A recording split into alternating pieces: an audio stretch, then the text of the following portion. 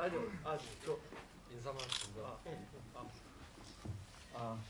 안녕하세요. 이웃사촌 감독 이환경입니다.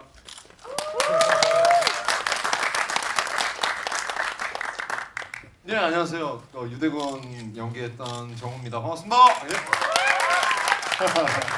저희가 여러분들 마스크 쓰고 계시는데 저희가 이렇게 얘기하는데 저희가 마스크를 벗는 게 좀 나을까 해서 괜찮으시면 벗어도 해도 될까? 네. 저희 방역을 저희가 철저히 방역을 해서 하고 왔어요. 예. 예. 잘 들리시라고 그럼 마스크 벗겠습니다. 네. 괜찮으시죠? 예. 누가요? 잘생겼어요. 네. 감독님. 꼭 집어서 얘기해 주세요. 감독님. 아유, 감사합니다.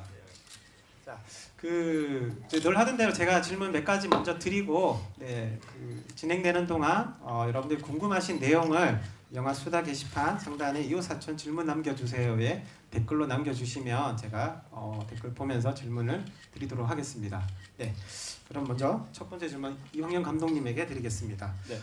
격동의 80년대를 배경으로 이제 결코 가까워질 수 없는 두 사람의 이야기를 풀어내셨는데요. 이웃 사촌의 이야기 어떻게 시작이 되셨습니까? 처음에 7번 방의 선물이라는 영화를 이렇게 시나리오 쓰고 또 이제 영화를 만들면서 연출을 하면서 격리돼 있는 공간 속에서 어떻게 그 인물들 간의 관계에 대한 부분들 그리고 가족 간의 관계에 대한 부분들을 어떻게 즐겁게 풀 수 있을까에 대한 고민을 좀 하면서 이제 작업을 했었었죠. 그게 제 영화 인생의 마지막 영화라고 생각하면서 사실은 만들었는데 그게 너무 잘 되면서 이렇게 또 좋은 기회를 얻어서 이웃사촌을 하게 됐어요. 근데 이웃사촌을 준비를 하면서 그 7번 방의 선물의 인간관계, 관계들에 대한 부분들을 어떤 식으로 좀 더 확장을 시킬까에 대한 고민들이 이제 오더라고요, 저한테는. 그래서 조금 더 넓은 관계, 또 넓은 소통에 대한 부분들을 한번 만들어 보자 라는 식의 생각을 하면서 역사서적이고 이렇게 좀 뒤지게 됐었었죠. 근데 제가 리얼 다큐를 만드는 감독이 아니기 때문에 역사에 대한 부분들은 얼핏 부모님 세대나 또 이제 선배님들한테 얘기를 좀 듣고 있었고 그러다 보니까 80년대 분위기가 굉장히 좀 묘한 느낌의 분위기더라고요.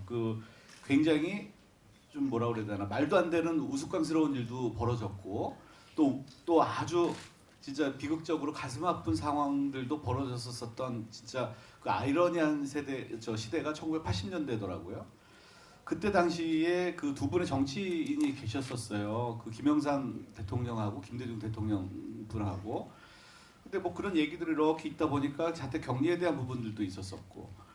그래서 그냥 격리되어 있는 상황 속에서 저분들이 생각하는 가족이나 이런 부분들은 어떻게 생각을 하실까에 대한 부분들이 생각이 많이 됐었었고 제 스스로도 사실은 정치 영화를 그렇게 지향해서 찍거나 그러질 못해요. 제가 그렇게 깊이 있는 감독도 아니고 솔직히 말씀을 드리면 또 앞서서 이렇게 작업을 하셨었던 많은 감독님들이 정치 영화에 대한 부분들을 다루신 감독님들이나 또 후배 감독님들이 되게 많으시잖아요. 그분들한테 폐를 끼치는 듯한 느낌이 되면은 안 되겠다는 생각도 좀 들었었고 저는 그냥 가족에 대한 이야기와 아주 소시민적인 이야기들에 대한 것들을 같이 좀 소통하고 싶어하는 감독이었기 때문에 그런 부분들을 어떻게 소통시킬까를 고민하면서 글 작업도 하고 또 연출도 하게 된 거죠. 예, 그렇게 됐었습니다. 그럼 이웃 사촌이라는 영화 제목은 어떤 의미를 담고 있습니까? 예, 7번 방의 선물에서도 사실은 사법에 대한 부분이나 교정에 대한 잘못된 부분에 대한 것들을 짚으려고 만든 영화가 아니었었어요. 그냥 그런 상황 속에서 벌어지는 부녀 간의 이야기에 대한 부분들을 그냥 제가 느끼는 느낌으로 그렸던 이야기라서 제목 자체도 사실은 7번 방의 선물이라는 교도소에 있지만 좀 별개에 대한 제목을 지은 거고 그 안에 교도소에 대한 부분들도 사실은 환타지 설정이 굉장히 많았었죠. 예, 그래서 처음에 그 투자를 받을 때도 굉장히 그 난항이 많았었어요. 이거 뭐 아이가 교도소 들어가는 게 말이 되냐서부터 예, 또 마지막에 에드벌을 타고서 뭐 그 흉악한 범죄 집단에 있는 사람들이 얘네들을 내보내려고 하는 설정이나 이런 것들이 말이 안 된다에 대한 부분들이 굉장히 많았었죠. 그래서 제가 갖고 가는 저 나름대로의 그냥 영화에 대한 톤 앤 매너 그냥 지키려고 하는 부분들은 그냥 일상사에서 이루어질 법한 이야기들에 대한 부분들을 그냥 판타지로 갖고 가려고 하는 생각들이 되게 많아요. 예, 그래서 그냥 뭐 여러분들이 늘 느끼시는 다큐나 실제 있었었던 이야기들에 대한 부분들을 잘 운반하시는 감독님들이 너무 많이 계시기 때문에 저는 그냥 그 뭐 어떻게 보면은 어른들이 생각하는 동화 같은 느낌의 영화를 좀 자꾸 만들어 보고 싶은 생각이 좀 있어요. 그래서 좀 지치고 힘든 분들한테 많은 것들을 좀 드리려고 그러다 보니까 이번에 그 이웃사촌 역시도 가장 그 원초적인 그 담벼락을 사이에 둔 그 두 인물에 대한 이야기를 소통과 교감에 대한 부분으로 한번 나눠보자.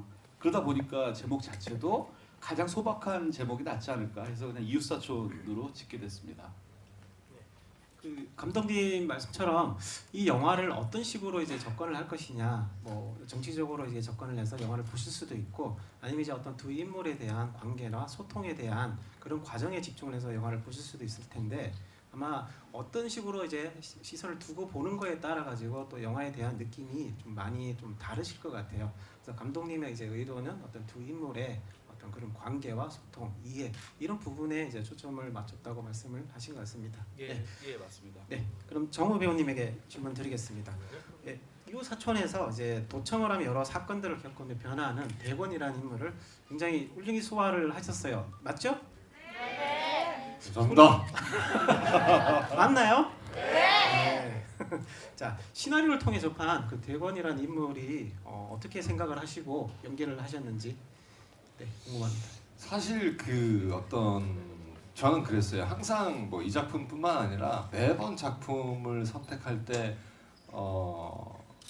사람을 표현하고 싶은, 그리고 그 속에 또 어떤 공감으로 거기에서 나오는 어떤 감동을 관객 여러분들이랑 같이 소통하는 거를 가장 중요하게 생각을 하는데, 우선 작품을 선택할 수 있는 그 기회가 오면은 항상 시나리오, 이 시나리오가 어떤 걸 얘기하고 있는지, 그랬을 때 이웃사촌이라는 이 시나리오는 뭐 직업은 뭐 안기부든 뭐 어디 뭐 도청팀이든 뭐 또 정치인이든 그렇게 이제 그건 이제 그 외형적으로 보여지는 거지, 그 속에 들어있는 그 는 사람과 사람의 어떤 그 소통이라고 저는 생각을 하거든요.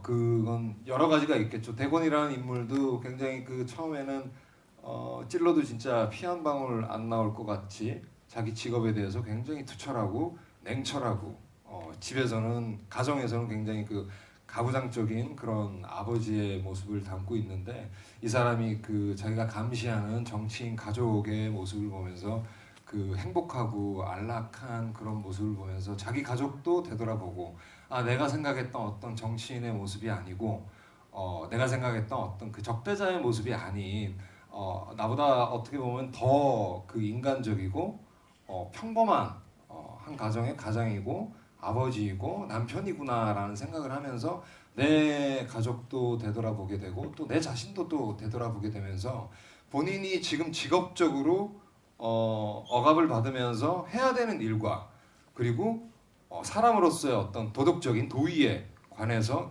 여기에서 이제 갈등을 하게 되는 것 같아요. 그러면서 점점점 이제 이쪽으로 기울어지게 되면서 결국에는 마치 그 불나방이 불구덩이에 그냥 뛰어들듯이 나중엔 모든 걸 그냥 다 벗어던지고 그냥 그 사람을 구하러 가는, 어떻게 보면 사람이 사람을 살리는 이야기인 것 같아요. 하지만 그 시대적인 어떤 배경은 참 그 안타깝기도 하지만 좀 바보 같은 시대에 바보같이 살았던 사람들의 이야기가 아닌가.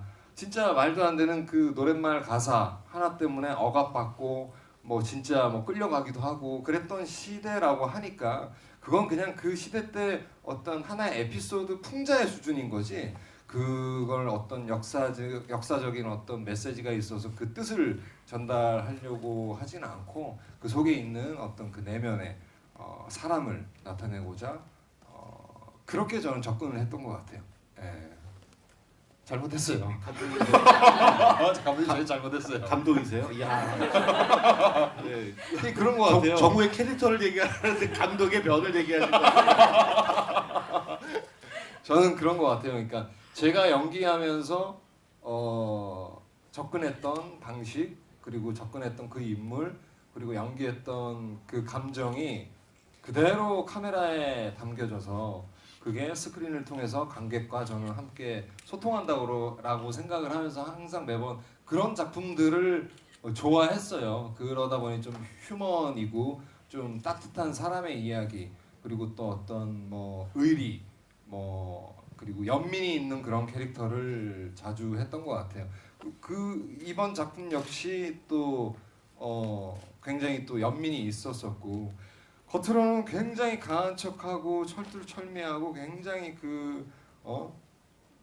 무서울 것 같고 진짜 피도 눈물도 없을 것 같지만 이 사람도 결국에는 사람이라는 거고 아무리 높아 보이는 벼슬아치 같은 벼슬을 하고 있는 사람도 결국에는 나랑 똑같은 사람이라는 걸 얘기하는 작품인 것 같아요. 예.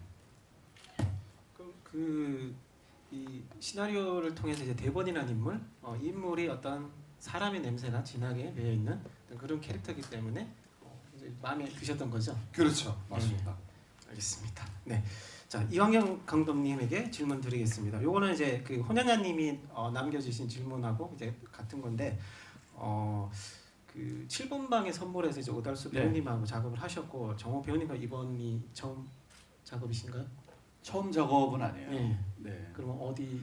첫 작업은 아니고요. 그 사실은 그 이오사초 뭐 지금 저희가 되게 이렇게 컴다운 하고서 이제 말씀을 드리는 건데 둘이서는 춤도 추고 노래도 부르고 맨날 잘 놀아요.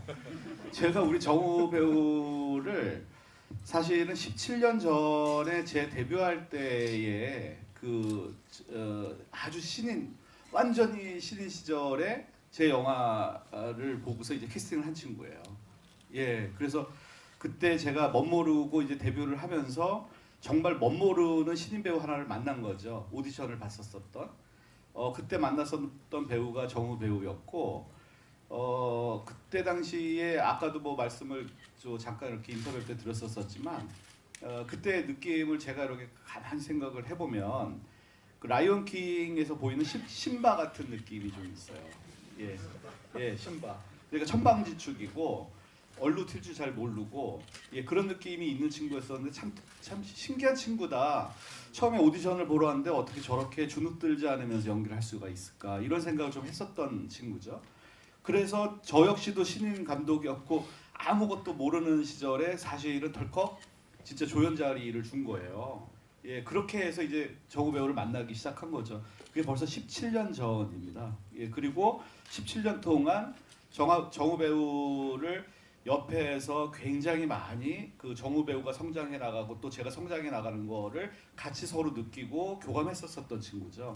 그러면서도 작품을 같이 못했어요. 예, 계속 못했다가 이웃사촌이라는 시나리오를 쓰면서 사실은 거기 보셨지만 의식과 대권의 소통에 대한 이야기고 교감에 대한 이야기잖아요.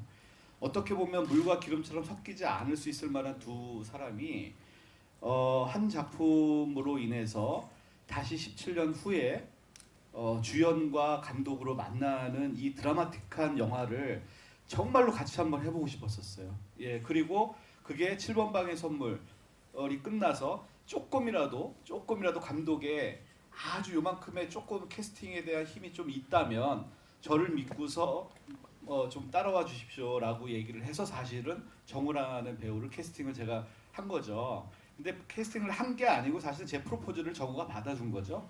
예, 그런 의미에 있어서 몰라. 아니 그래도 거의 1,300만 하셨던 감독님인데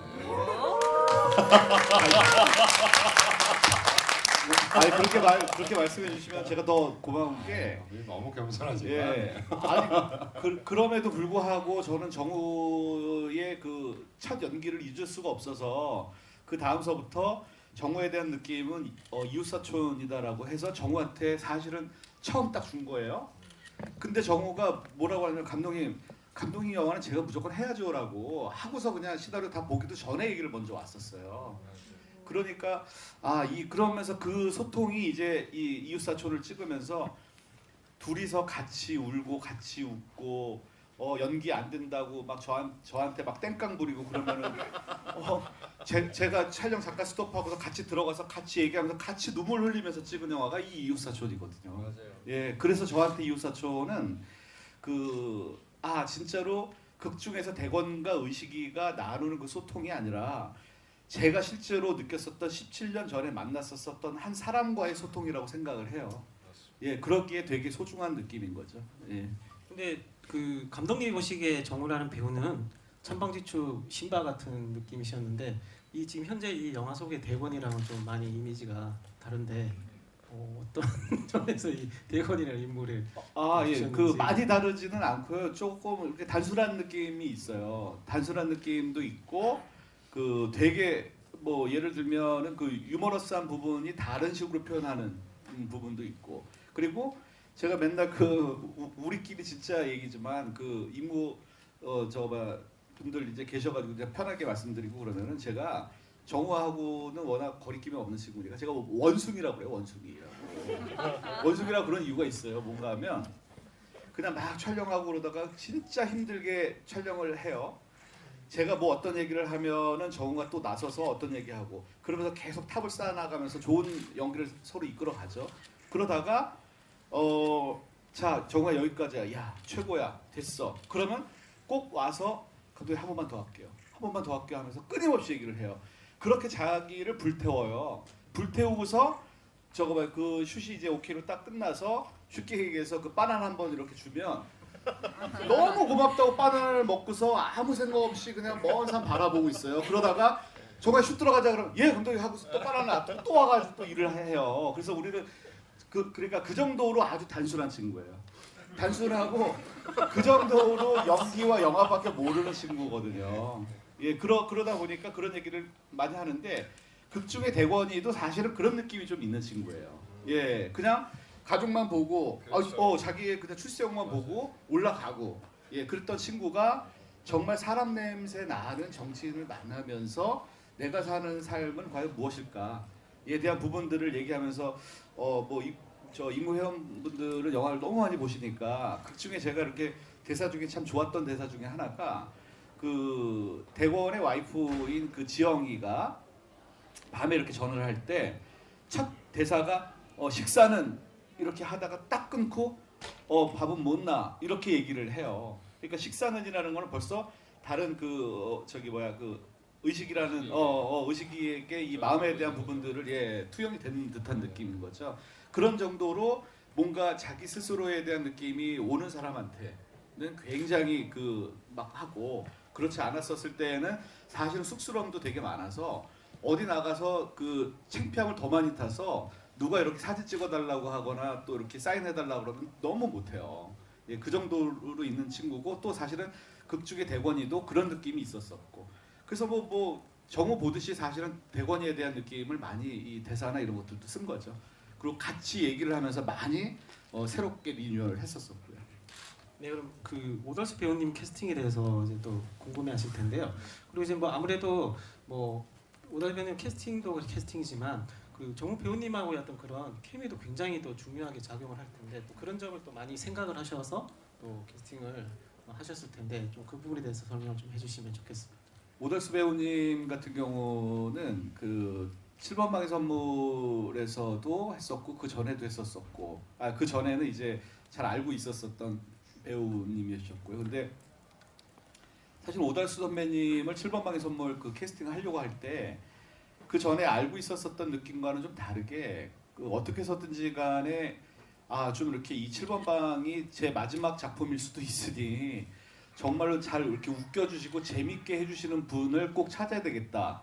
그리고 오달수 선배님이 딱 그런 부분에 있어서는 굉장히 재미있으시고 유쾌하신 분이니 그렇게 좀 해야 되겠다라고 해서 사실은 오다 선배님한테 시나리오도 드리고 뭐 레터도 보내고 또 보내지 못한 편지들도 되게 사실은 많이 있었어요. 예, 많이 있었는데 오다 선배님이 한 번은 같이 차를 마시자라고 하면서 이제 차를 마시는 동안에 어떤 말씀하셨냐면 시나리오를 10장 넘기질 못하면서 계속 시나리오를 덮었다라고 하시더라고요. 그래서 제가 그 정도로 재미가 없으셨나 했더니 가슴이 너무 벅차오르고 가슴이 울렁거려서 시나리오를 못 보겠다라고 하셔서 제가 알고 있는 오달수의 연기에 대한 느낌이 이런 부분만 갖고 있는 분이 아니시구나라는 생각을 하면서 제 스스로가 너무 창피한 느낌을 받은 거죠. 그래서 사실은 오다 선배님한테는 다짐을 앞에서 다짐을 당연히 뭐 못했지만 저 스스로가 제가 7번 방의 선물이 잘 되게 되면 분명히 오달수 선배님을 새로운 옷을 입혀드려야 되겠다라는 저 스스로에 대한 각오가 있었어요. 그리고 이 이웃사촌의 의식이라는 인물은 또 뭐 이거 조금 이제 개인사이긴 하지만 저희 아버님의 조남을 쓴 거예요. 성함을 이자 의자 식자가 저희 아버지의 성함이거든요. 그러니까 아버지가 사실은 뭐 좀 병중에 계시고 그러다 보니까 그냥 아버지에 대한 느낌을 또 이제 가족 얘기를 또 하는 감독이니까 막 그렇게 이렇게 그 가슴에 울렁이는 느낌이 좀 많았어요. 예, 그러다 보니까 그런 부분들을 가장 잘 연기할 수 있을 만한 서민적인 이미지, 또 아버지 같은 느낌의 포근함을 줄 수 있는 사람, 예, 뭐 이런 생각을 하다 보니 그냥 오다 선배가 바로 자연스럽게 좀 투영이 됐었던 거죠. 예, 그래서 캐스팅을 했고 우리 정우 배우하고 오달수 배우에 대한 부분들을 잘 그런 궁합이 맞았냐를 떠나서 이거는 뭐 정우 배우가 말씀을 오달수 배우에 대한 느낌을 하겠지만 오달수 배우가 정우 배우를 바라보는 느낌은 제가 느꼈었던 신바에 대한 느낌이 아니라 아마 신바가 큰 라이온킹에 대한 느낌을 받으시면서 정우의 연기나 이런 부분들을 너무 극찬을 하셨고 아까 그 인터뷰 때 어떤 얘기까지 하셨냐면 아니 그렇게 열심히 해도 돼? 배우가 그렇게 모든 걸 다 살려도 돼? 그러니까 몸을 불살려도 돼? 하는 식의 얘기까지 하셨거든요. 그 정도로 사실은 오달수 배우가 정우 배우를 생각하는 느낌은 남달랐어요. 그러면 정우 배우님은 어떠셨는지 한번 말씀을 해주시죠. 네. 진행도 선배님이 워낙 그 한국 영화에서 원래 해주시던 역할이 굉장했던 것 같아요. 사실 그렇게 이제 저는 스크린에서 바라보던 그 선배님을 처음 이제 같이 작업하는 데 있어서 굉장히 그 설레이고 궁금하고 기대가 굉장히 컸었어요. 근데 선배님은 제가 뭐 이런 자리에 있다고 그래서 더 할 것도 없고 뺄 것도 없이 말씀이 그렇게 없어요. 항상 기운이 에너지가 그냥 따뜻해요. 그래서 사람을 굉장히 그 편안하게 해주는 그런 능력이 있으신 분인 것 같아요. 그래서 어느 큰 작품이든 어떠한 작품에서도 이렇게 잘 여러 배우 선배님들 그럼 또 배우분들과 함께 이렇게 잘 스며들게 어울리시는구나라는 생각이 들었었고 그리고 잘 받아주세요. 제가 연기를 잘 할 수 있게끔 겉으로 티는 안 나지만 리더를 해주시죠. 어떻게 보면 그건 그 배우로서의 어떤 분석력이라고 저는 생각을 해요. 가령 저 같은 경우는 이 씬에서 굉장히 좀 뜨겁게 해석을 했다라고 하면 선배님은 조금은 따뜻한 느낌으로 해석을 하는 경우가 있었어요. 그래서 저와 선배님의 어떤 그 방향성은 맞지만 온도차가 좀 다를 수 있겠구나라고 생각을 했는데 오늘 영화를 보니까 그 따뜻한 게 맞더라고요. 그러니까 이 전체적인 방향 자체가 그래서 확실히 그런 부분에서는 선배님께 참 그 배운 부분이 많아서 감사한 생각이고요. 네, 그렇습니다, 감독님. 갑자기 그럼 정우 배우님에게 질문 하나 더 드리도록 하겠습니다. 뭐 연기하신 작품들의 이제 뭐 피모를 보게 되면 좀 특징 중 하나가 좀 과거를 배경인 작품들이 이제 좀 많은데요. 이번 영화도 이제 80년대를 배경으로 하고 있고 아마 이제 당시에 이제 굉장히 이제 꼬마였거나 이제 또 혹시 이제 그렇죠. 기억을 못하거나 경험하지 못한 어떤 그런 시대의 어떤 인물을 이번에 연기를 하신 건데 어떠신가요? 이렇게 내가 경험하지 못한 그 시대 어떤 그 인물 어떤 그런 정서라는 게 또 시대 정서라는 게 있을 텐데 그런 걸 이제 배우로 연기를 할 때는 어떻게 준비를 하시고 연기를 하시게 되나요? 특히 이번 시나리오 같은 경우에는 원래 그 전 버전에는 대곤이가 사실 그 전라도에서 태어난 아버지 밑에서 경상도에 태어나게 된 거예요. 그러니까 본 적은 사실은 전라도인 거죠. 근데 자기가 태어난 데는 경상도예요. 근데 이제 뭐 시나리오에서는 그 부분이 빠졌지만 저도 어렸을 때 어쨌든 제가 81년생이니까 어렸을 때 어쨌든 이 배경이 85년도니까 이때 어렸을 때 어렴풋이 그런 어떤 그 분위기 그런 환경 속에서 자라났던 게 이번 작품 하면서 도움이 됐던 것 같아요. 그리고 제가 또 사실 저희 아버지 고향은 전라도거든요. 근데 저의 그 태어난 곳은 경상도예요. 그 부분이 대곤이랑 너무 딱 떨어져서 시나리오를 보는 순간 정말 소름이 돋았어요. 아 이만큼 어떻게 보면 그 지역 간의 어떤 그 갈등이라든지 그런 부분들이 분명히 그때 당시에는 있었겠구나. 그리고 어른분들께서 어렸을 때 하던 게 뭐 무슨 말 조심해라, 이런 말 조심해라, 저런 말 조심해라 그런 환경이 있다 보니까 아무래도 이 시나리오 읽었을 때 충분히 좀 그 뭔가 말로는 설명할 수 없지만 좀 느껴지는 것들이 좀 이해가 많이 됐었었고 뭐 세시봉이든 바람이든 뭐 응답하라든 어떻게 하다 보니까 계속 그런 작품은 그 지난 그 시간에 대한 어떤 그 향수를 불러일으키는 그리고 어떤 그 공감을 불러일으키는 그런 작품을 선택하게 되는데 방금 말씀드린 것처럼 공감에서 오는 그리고 내가 직접적으로 겪었던 이야기나 혹은 내가 겪었을 것 같은 그런 느낌들을 받는 시나리오가 참 친근하고 좋더라고요 저는. 그래서 그런 작품을 좀 자주 선택해서 연기하게 되는 것 같아요. 네, 그럼 이광현 감독님 그 비슷한 질문입니다. 네. 이제 아무래도 과거 시대를 배경으로 하고 있고 그 많은 한국 영화들이 뭐 옛날을 배경으로 할 때 굉장히 촬영에 어려움이 많다라고 이제 말씀들을 많이 하시더라고요. 그래서 이번 영화 이제 준비하시면서 뭐 어떤 소품이든 이제 어떤 도구나 어떤 거리의 풍경이나 특별히 뭔가 좀 어려웠던 점이 있습니까? 시대의 어떤 그 구현을 위해서? 뭐 제가 저도 지금 이렇게 나이를 많이 먹지는 않았지만 어찌됐든 간에 어린 시절에 대한 부분들을 많이 이제 찾으려고 했었었고 제 어린 시절에 대한 사진들도 많이 보고 막 그랬었었죠. 자료들도 찾고 그래서 뭐 사실은 그 빙글빙글 같은 경우가 금지곡이었다가 해제된 경우는 뭐 실제 있었었던 얘기고요. 예.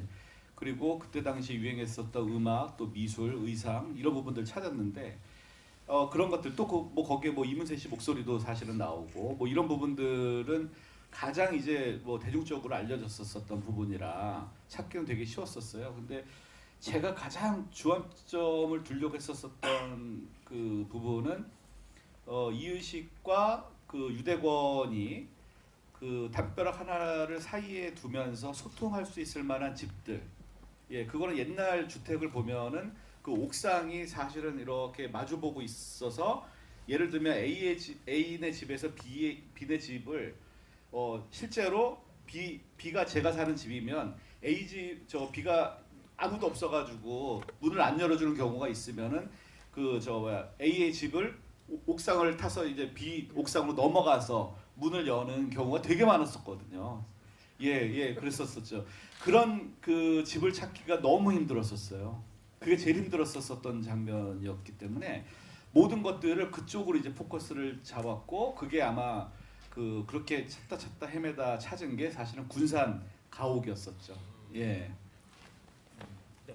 그럼 정호 배우님 질문 드리겠습니다. 네. 이거는 이제 이제 유저분 질문하고 같이 이제 섞어서 드릴 텐데 그 영화가 진행되면서 대권은 처음 모습과 달리 이제 감정의 어떤 기복이 굉장히 이제 심한데 연기하면서 좀 가장 어려웠던 장면이 있다면 어떤 게 있을까요? 그리고 이제 유저분이 질문하신 것 중에 하나가 정이라신 분인가요? 정우 배우의 알몸 난동신에서 정말 추웠을 것 같은데 뭐 감기 안 걸리셨나요? 이런 질문을 하셨어요. 사실 그냥 일차원적인 어떤 그 고통, 뭐 힘듦, 뭐 그런 거는 견딜 수 있어요. 근데 이제 내가 표현하고자 하는 어떤 그런 감정씬 같은 경우에 마음은 하고 싶은데 이게 제 뜻대로 이게 안 돼요. 이게 사람들은 제가 뭐 눈물도 잘 흘리는 것 같고 보통 되게 그냥 연기를 되게 편하게 한대요.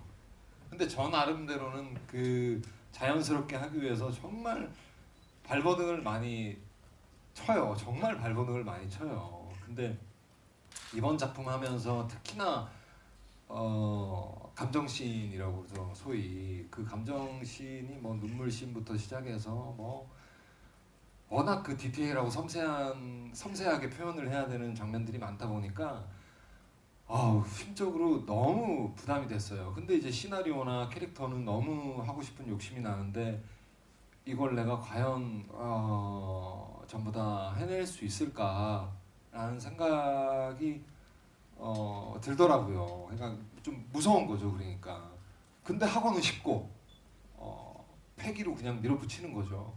이번 작품에서는 특히 그런 경우들이 많았는데 그럴 때면은 이런 경우가 있었어요. 그 후반부에 남산에서 올라가서 그 병철 배우 형이랑 같이 멱살잡이 하면서 인성이도 있고 내 마누라도 살려야 되고 가족들 살려야 된다 이러면서 막 울부짖는 씬이 있잖아요. 어떻게 보면 저희 영화에서 가장 그 감정이 그 하이를 치는 부분일 수도 있는데 저는 이제 오전서부터 이제 준비를 하는 거죠. 마음의 준비를 하는 거예요. 제 안에서 다 죽입니다. 제가 사랑하는 사람들을 한 명 한 명씩 다 죽여가면서 그 감정들을 끌어올리는 거예요. 그런 상상을 하는 거죠, 그러니까. 근데 현장에서 어떤 그 물리적인 상황이라는 게 있잖아요. 그렇다고 제 감정에 맞춰서 다 찍어줄 수는 없으니까 순서대로 가야 되는 거죠, 그러니까. 어떤 뭐 조명부터 시작해서 어떤 그 촬영 촬영 방향에 따라서 또 이제 순서라는 게 정해지고 세팅하는 시간들이 다 걸리니까. 근데 조금 이제 그 몇 번 다른 것들을 감독님은 이제 순서대로 이제 찍으시면서 이것 찍고 이것 찍고 이것 찍고 인서트 찍고 하면서 제가 점점 그 감정을 가지고 연기를 하는데 이게 다른 걸 찍느라고 시간이 조금씩 지체가 되면서 이 감정이 달아나 버린 거예요. 그래서 순간 어떻게 보면 수십일을 수개월을 이 날을 위해서 내가 감정을 다 준비를 하고 있었는데 그게 점점 날아가 버리는 거예요. 그러니까 정말 너무 힘들더라고요. 그때는 진짜 너무 괴롭고 마음은 이렇게 차 있는데 제가 할 수 있는 능력이 안 되니까 선배님들이 항상 그런 감정 연기할 땐 마음을 비우라고 그러는데 이게 뜻대로 되겠냐고요. 제가 그랬는데 진짜 너무 속상해서 저기 구석에 가가지고 하늘을 보고 그냥 소리를 쳤어요. 너무 답답하고 속상해가지고.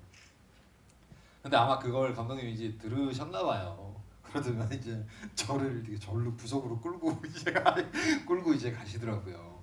그러더니만 그게 아니에요. 그게 아니고 기억이 전혀 다른데. 이게 다른 입장에서 다른 시각이야. 이거 진짜 완전 다른 시각이고 저기서 소리 지르는 게 뭐 예를 들면 저 감독 저거 뭐 저런 게 다 있어라는 식의 내가 느낌이지 않았을까? 아니야 무슨 소리예요? 이거 농담이고요. 근데 저한테 뭐라 그랬었냐면 제가 그걸 알고 있었어요. 소리 지르는 걸 알고서 야 올 게 왔다. 드디어 우리 정우한테 올 게 왔구나. 그리고 나서 제가 갔어요 정우한테. 그랬더니 너무 복받치는 거야. 복받치면서 감독이 이걸 도저히 어떻게 해야 될지 전 진짜 모르겠어요라고 막 소리를 지르는 거예요. 그래서 제가 너 그 조용한 대로 따라와. 그러고 나서 보고차를 제가 끌고 들어갔어요. 맞아요. 다 쉬라고 하고. 그리고 나서 뭐라 그랬냐면 제가 너무 울컥하더라고요. 우리 뭐 아시는 분들은 아시겠지만 그 정우의 본명이 정국이라서 제가 맨날 꾹꾹 그래요. 예, 그래서 그러는데 하여튼 그 정우야, 진짜 우리 엄마 또 너네 엄마 또 그리고 너네 재수 씨 뭐 제 와이프 아이들 우리가 해야 되는 부분들이 많은 관객분들에게 우리에 대한 부분들을 모든 것들을 털어내서 해야 되는 느낌들이다. 그리고 여기에서의 그 대사가 그런 사람들, 그러니까 우리를 지켜주려고 하는 사람들을 살리려고 하는 느낌에서 그런 부분들에 대한 것들을 꼭 생각하면서 한번 그걸 얘기를 해보자라고 하는데, 우리 엄마, 너네 엄마, 우리 아버지, 너네 아버지 하는데 제가 눈물이 막 그렇게 나는 거예요. 그 얘기를 했더니 정우도 거기서 꼬이꼬이 우는 거죠. 그래서 바로 대사를 고친 거예요. 팀장님 어머니, 우리 어머니. 그러면서 대사를 바로 고친 대사를 바로 그냥 해버린 거예요. 그게 오케이가 나는 씬이 이 씬이에요. 예, 사실은. 진짜 그냥 현장에서 감독님께서 그 대사 토시를 몇 개를 고치셨어요. 그리고 이제 슛을 가자라고 얘기하니까 감독님과 그 짧은 그 대화하는 그 순간에 저에게는 새로운 감정이 이제 생긴 거예요. 기존에 제가 준비했던 감정은 다 타버렸지만 감독님으로 인해서 새로운 감정이 이제 제 마음속에 이제 생긴 거죠. 그 힘으로 이제 연기를 한 거예요. 근데 참 그 경험이 저에게는 배우로서 그런 경험은 정말 쉽지 않아요. 그러니까 제가 언제 또 이런 비슷한 감정의 경험을 했었냐면, 바람이라는 영화를 찍는데 아마 첫날은 그냥 인서트 위주로 찍고 2회차 때 이제 장례식장 이제 그 물리적인 상황 때문에 병원 섭외가 안 돼서 이튿날에 이제 아버지 장례식장에 그 씬을 찍게 된 거예요. 근데 이제 저는 또 실제로 아버지가 또 하늘나라에 계시니까 카메라가 마치 아버지인 것처럼 그때 아버지를 만났어요. 저는 마음속으로 정말 그때 그 감정을 느껴보고 그 비슷한 감정을 느끼지 못했었어요. 근데 지금 이제 새로운 제 그 가족이 생기다 보니 또 그 감정이라는 또 다른 어떤 가족의 감정이 생기더라고요. 그 디렉션을 이제 감독님께서 이제 주셨죠. 그 일이 있고 나서는 정말 감독님은 대단하신 분이구나. 아니 정말 대단하신 분이구나. 그러니까 감독님은 그냥 머리로 연출을 하시는 분이 아니신 것 같아요. 그냥 가슴으로 연출을 하시는 것 같아요. 그게 정말 탁월하세요. 그래서 특히 이 현장에서는 제 혼자서 뭔가 연기를 해요. 소리가 들리는 척 연기를 하는 거예요. 근데 외롭지가 않았던 게 이 모니터, 이 카메라 건너편에는 감독님이 항상 내가 웃으면 웃고 제가 울고 있으면 컷하고 모니터를 하라고 하면 감독님도 울고 계세요. 그런 경험을 또 하기가 쉽지가 않거든요. 그러니까 배우 생활을 하면서 저는 거의 뭐 처음이었으니까. 그래서 그 촬영 끝나고 나서 굉장히 감사했어요. 그런 귀한 경험을 할 수 있게 해주셔서. 잘 알겠습니다. 예. 다큐로 올라와. 인생 극장 해야 될 것 같아요. 지금 말씀하신 이제 내용 중에 이제 유저분이 질문하신 그 스토리님 그럴 때도 있지 두 분이 이제 질문하신 내용에 대한 답변이 어느 정도 포함이 됐다라고 봅니다. 그럼 다음 질문 드리겠습니다.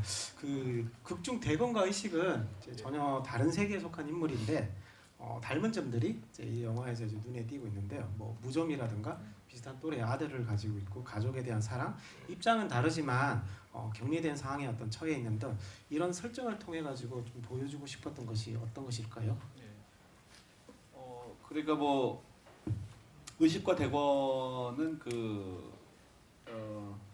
사실은 뭐 갖고 있는 신념이나 이런 부분들이 다른 사람이잖아요.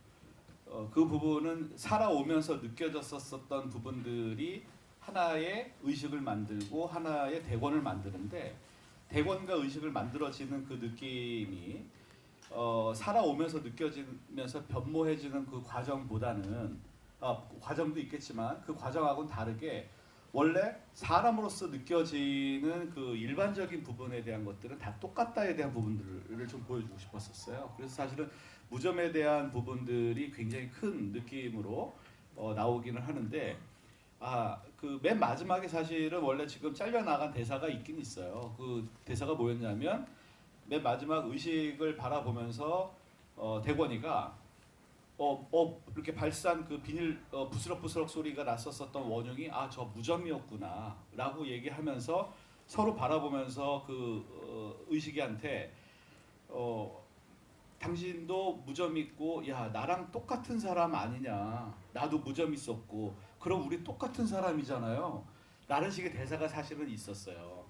예, 그 대사가 있었는데 그 대사에 대한 부분들을 왠지 관객분들을 자꾸 이해시키고 주입시키는 강요하는 듯한 느낌이 들지 않을까라고 해서 사실은 그냥 얼굴을 바라보고 마지막에 이제 의식이가 찾아오는 느낌으로 그냥 해석을 시켜줘야 되겠다라고 생각을 했었던 건데 어찌됐든 간에 그런 부분들을 표현할 만큼 가장 원초적인 부분에 있어서의 사람들은 동등할 것이다.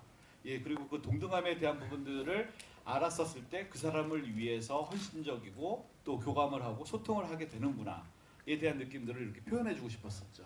예. 그 이카로스님이 이제 그 질문을 남기신 게 그 영화에 나온 발가락 양말 두 캐릭터가 같이 신은 게 보이는데 그 소품의 의미는 결국 우리는 같은 사람이란 걸 뜻한 소품이었나 이렇게 질문을 남겨주셨거든요.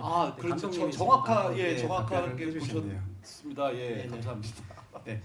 마지막 네, 정확하세요. 네, 예. 마지막 질문 시간이 이제 다 돼서 마지막 질문을 드리도록 하겠습니다. 그 이 작품에서 이제 저는 가장 인상적인 장면을 꼽으라면 그 옥상에서 이제 두 사람이 이제 담배를 피는 장면이었습니다. 왜냐하면 이 영화에서는 계속 그 어떤 대문을 사이에 두고 이렇게 안에 있는 사람과 바깥에서 못 나오게 지키는 사람 그리고 담벼락을 사이에 두고 얘기를 하고 그리고 이제 옥상에서는 또 난간이 있어가지고 항상 뭔가 사람과 사람의 어떤 그런 경계선이 분명하게 그어져 있더라고요. 근데 그 장면에서는 그 경계의 어떤 난간을 보여주다가 이제 오다수 배우님이 친구가 뭐 되고 싶었다라고 이렇게 대사를 할 때 그 순간부터 그 난간을 화면에서 감추더라고요. 그래서 이제 이 두 사람이 한 공간에 있는 사람이 되었구나라고 이제 느꼈는데 어떻게 연출 의도를 가지고 이렇게 하셨는지.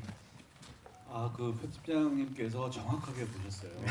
정말 완전 정확하게 보신 게 제가 지금 들으면서 너무 깜짝 놀랐는데 어떻게 그렇게 보셨을 수가 있을까 그랬는데 그 밑에는 사실은 밑에 층에는 담벼락이 있습니다. 담벼락이 있어서 그 담벼락을 못 넘어서죠. 넘어서려고 처음에 갔다가 내려오고 그리고 나서 둘은 늘 단절돼 있는 느낌처럼 있다가 아주 우연찮게 담벼락이 없는 바로 뛰어넘을 수 있는 그 옥상에서 둘을 마주하게 되죠. 그러면서 그게 그 한 두 번인가 되면서 그 뒤에 자신의 마음을 열어버리는 상황을 거기서 만듭니다. 그 대사가 지 누군지 아시지? 라는 식의 대본의 대사예요. 근데 정확하게 말씀을 하셨고 그 의도가 정확하게 드러난 거죠. 예. 이건 제가 꼽는 그냥 인상적인 장면이었고 감독님과 배우분이 각각 이 영화를 통해서 가장 뭔가 인상적이었고 관객분들이 그 장면을 좀 이렇게 더 유심히 봐주셨으면 하는 장면을 하나씩 꼽으신다면 어떤 것을 꼽으시겠습니까? 저는 벌써 그 우리 정우 배우가 말씀을 해주셨습니다. 그 남산순환도로에서 동식이를 붙잡고서 그 본인의 마음 의식을 구하러 가자라는 그 본인의 마음을 아주 뭐 진짜 이렇게 그 가슴 절절하게 드러내는 그 씬에 대한 느낌이 너무나 큰 백미였고 또 그 얘기 나왔으니까 한 가지 더 얘기를 하면 극중의 의식이가 내 얘기 듣고 있나라고 하면서 본인 스스로가 너무나 답답해서 민노구의 죽음을 어떻게 해서든지 간에 누구에게 갇혀 있는 몸인데 누구에게라도 꼭 말하고 싶은 마음에 설사 나를 해하려고 하고 나를 도청하려고 하는 적일지언정 그 적에게만큼이라도 내 마음을 다 던져주고 싶다에 대한 느낌으로 얘기를 독백을 할 때 그 얘기를 듣고 있으면서 물론 이제 뭐 제 영화에서 늘 판타지가 나오지만 이것도 뭐 85년도에 대한 이야기지만 사실은 판타지에 대한 느낌 뭐 7번 방에서 에드벌룬이 날아가는 판타지나 교도소에 아이가 들어오는 판타지처럼 그런 식의 느낌을 교감시켜주고 싶었었어요. 그래서 오달 선배 너머로 우리 정우가 그 의식을 그렇게 빤히 바라보면서 똑같은 감정에 대한 울렁임을 받을 때 그 느낌은 그냥 제가 보면서도 참 너무나 좋다에 대한 생각을 받은 제가 꼽는 명장면 중에 하나고 마지막으로 하나 더 말씀드리면은 엔딩에서 서로 너나 할 것 없이 그냥 서로 바라보면서 어떻게 오셨어요? 대통령 되니까 좋아요? 아니 목욕탕을 하고 있어? 이런 얘기가 아니라 마주 보면서 가장 편하고 가장 늘상 할 수 있는 식사는 을 똑같이 얘기하는 그 장면, 그 장면이 사실은 제가 가장 얘기하고 싶은 그 이 영화의 가장 큰 메시지인 것 같아요. 그러니까 저는 정치에 대한 부분들도 정말 잘 모르고 뭐 이렇게 시대상이나 이런 부분들을 얼핏 들어서 알고는 있지만 그걸 많이 아는 척 표현하고 싶지도 않아요. 사실 잘 모르기 때문에 그래서 그냥 사람 사는 관계에 대한 부분들에서의 식사 밥 먹는 거에 대한 중요함, 또 소통에 대한 중요함, 교감에 대한 중요함이 맨 마지막 엔딩에서 잘 보이지 않았을까에 대한 생각이 저는 제가 꼭 드리고 싶었었던 명장면 중에 하나인 것 같습니다. 네. 저도 감독님이 말씀하신 장면들이 가장 인상 깊어요.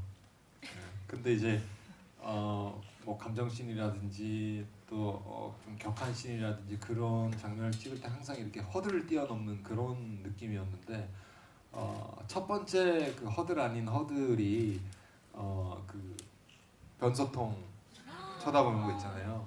그게 첫날 촬영이었죠, 감독님. 첫 촬영이었어요 그때가.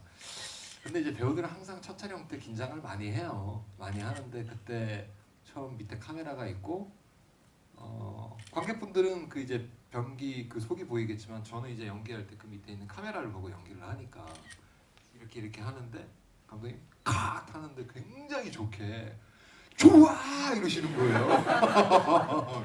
감독님이.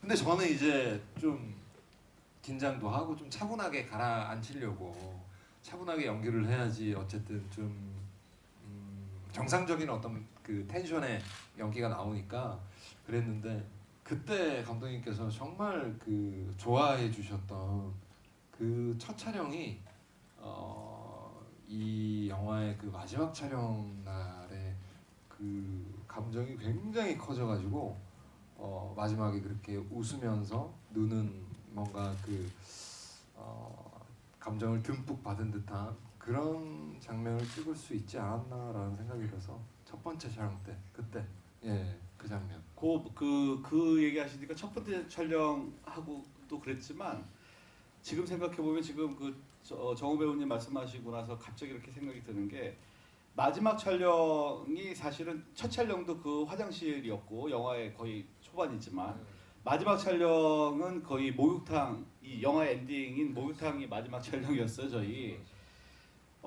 그리고 나서 저도 영화를 한 20년 정도를 했는데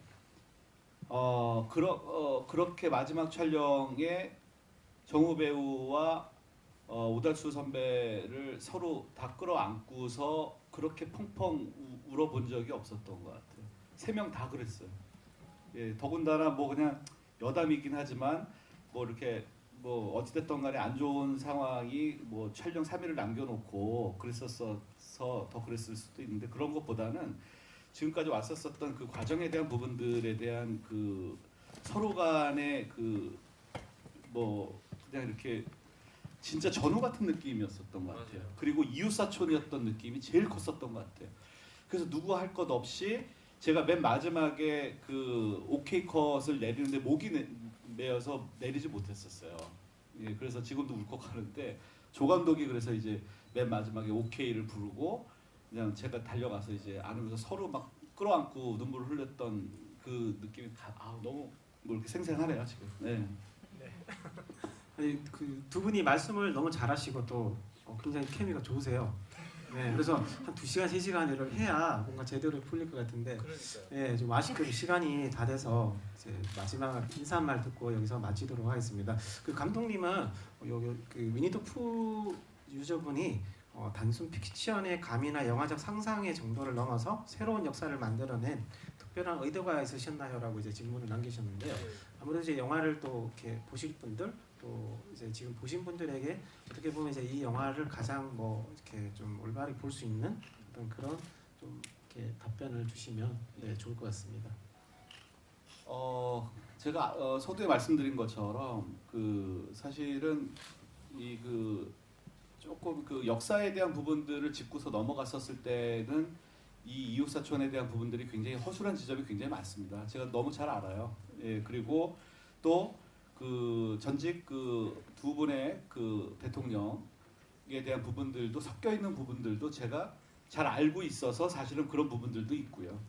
예, 섞어놓은 부분들도 있고요. 그랬었던 가장 큰 이유가 그 역사에 대한 부분들을 왜곡하려거나 또 뭐 한쪽으로 치우치려고 하는 것보다는 이 목욕탕에서 오달수 배우를 제가 사실은 주고 싶었던 대사 중에 하나였기 때문에 오달수 배우가 그 정우의 등을 밀어주면서 하는 대사가 있어요. 그 대사를 제가 일부러 제가 하고 싶은 얘기다라고 해서 사실은 그 오달수 배우님을 그대로 클로즈업을 하나도 끊지 않고서 준 대사가 전라도고 그러니까 전라도고 경상도고 야당이고 여당이고 그런 껍데기는 이 목욕탕에서 다 벗어버리고 사람 냄새 나는 사람으로 대하고 싶다에 대한 느낌이 제가 가장 크게 주고 싶었던 대사거든요.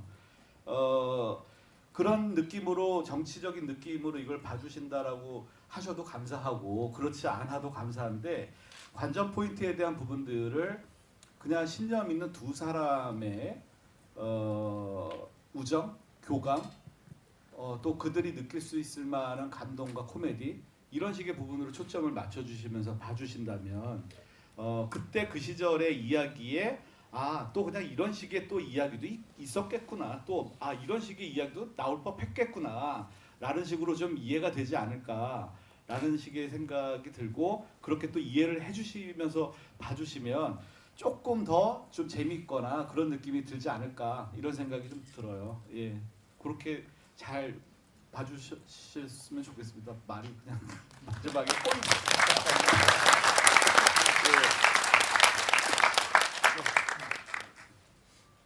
네, 저도 감독님 생각 비슷하고요. 이 영화는 다른 어떤 그 외형적으로 보여지는 거는 아니고 그 속은 정말 그 어떤 사람과 사람 간의 어떤 그 우정 그리고 도의 그리고 어떤 정말 최소한의 사람이 가져야 될 그런 마음들이 있는 이야기라고 생각을 하니까 저희 영화 혹시나 또 보시면서 분명히 또 부족한 부분도 있고 연기적인 부분도 그럴 수 있고요. 아쉬운 부분이 분명히 있어요. 저도 볼 때 그러더라도 조금 귀엽게 봐주시고요. 주변 분들에게 좋게 좀 입소문 좀 부탁드리겠습니다. 네, 오늘 이렇게 귀한 시간 내주셔서 정말 완전 감사드립니다. 그리고 우리 둘이 연습해온 게 있어요. 그거 편집장이 해도 돼요? 아니 하셔야죠. 연습까지 하셨는데 네, 보여주십시오. 저희 다른 건 아니고요. 그냥 뭐 기대하시잖아요. 큰 건 아니에요. 큰 거 아니고 아니 저희 그랬어요. 아까 전에 대기실에서 그냥 무조건 감독님 잘못했다고 그러세요. 용서해달라고. 그래서 제가 잘못했습니다 그러면은 우리 꾸기가 용서해 주세요 하기로 해가지고서 그거 그냥 말씀드리려고 했었던 부분이에요. 하여튼 저희 그 이웃사촌이 그냥 여러분들께 진짜 조그마한 위로가 되고 그냥 부모님들이 보셨었을 때 야 저때 저 시절에는 참 재밌고 참 저랬었어에 대한 느낌을 좀 그냥 느끼실 수만 있다면 저희 아버지한테 아버지 이름 들어가시는 거니까 꼭 한번 보셔요 라고 얘기할 수 있을 만한 그냥 제 마음에 대한 부분이라서 그런 느낌을 그대로 받으셨으면 하는 생각이고요. 그게 오히려 그냥 이 그 팬데믹 시대에 코로나를 이길 수 있을 만한 백신 같은 느낌이었으면은 좋겠다는 생각밖에 없어요. 예, 그냥 그 생각입니다. 예, 하여튼 너무 감사드리고 우리 꾸기가 그러더라고요. 그 아니 근데 저 임무 회원분들의 또 저기 그 완전 광팬이에요. 그래서 1회로 끝나기가 너무 힘들다. 그래서 2회 됐으면 좋겠다라는 건데 지금 뭐 드라마를 촬영하고 있어서 그건 제가 어떻게 잘 구슬려 볼 테니까요. 나중에. 예, 그래서 그런 기회가 있다면 또 뵀으면 좋겠어요. 예. 감사합니다. 그 이웃 사촌은 이제 서로 전혀 다른 사람의 서로를 이해하고 존중하면서 이제 우정을 쌓아가는 이야기인데 저 이 영화 보면서 이제 그 익모의 어떤 오랫동안 운영을 하면서 벌어졌던 어떤 사람과 어떤 사람 간의 어떤 관계, 어떤 그런 트러블이나 이런 것들을 많이 생각을 했었는데요. 이 영화처럼 영화 속의 어떤 두 인물처럼 좀 서로에 대한 어떤 존중, 좀 이해가 있는 커뮤니티가 됐으면 좋겠습니다. 네, 오늘 함께해 주셔서 감사합니다.